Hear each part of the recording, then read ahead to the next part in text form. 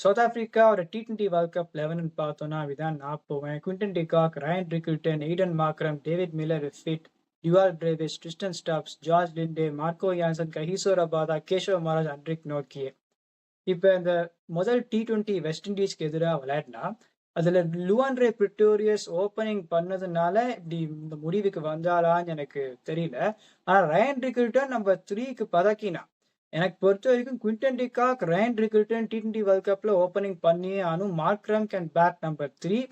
David Miller வந்து number 4ல ஃபிட்டா ஆனும். இப்ப டானவன் ஃபெரேரா ரூல்ட் அவுட். ஆனா அவருக்கு replacement Tristan Stubbs at number 6 when SA20ல அந்த ஃபைனல் ரொம்ப நன்னா விளையாடினார். ஸோ எனக்கு பொறுத்த வரைக்கும் அவர் நன்னா பண்ணுவார். ஆனா டேவிட் மில்லர் ரூல்ட் அவுட்னு வந்ததுன்னா அது ஒரு பெரிய இழப்பா இருக்கும். நம்பர் 5 டுவால் பிரேவிஸ் A20ல ரொம்ப நன்னா விளையாடினார். 2 ஸ்பின்னர் விளையாடியே ஆனும். George Linde, Keshav Maharaj. எதனால இந்தியாவில இவ இன்னும் ஜெயிக்கலைன்னா, சப்கான்டினென்ட்ல இருந்தாலும் இன்னும் ஜெயிக்கலைன்னா, 2 ஸ்பின்னர் விளையாடுறதுக்கு பதிலா ஒரு ஸ்பின்னர் தான் விளையாடி இருந்திருக்கா. இப்ப வந்து got to play these 2 spinners.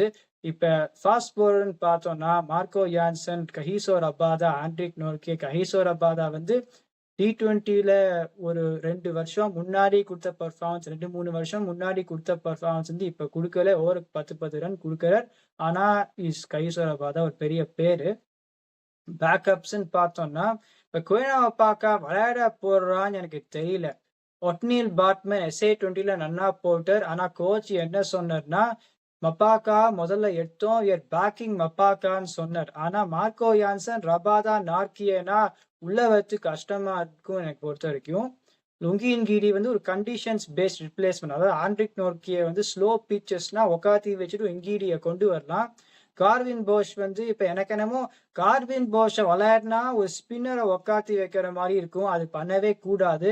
Jason ஸ்மித்தும் எனக்கு பொறுத்த வரைக்கும் இப்போதைக்கு எல்லாருமே ஃபிட்டா இருந்தா விளையாட்டுறதுக்கான வாய்ப்பு இல்லை.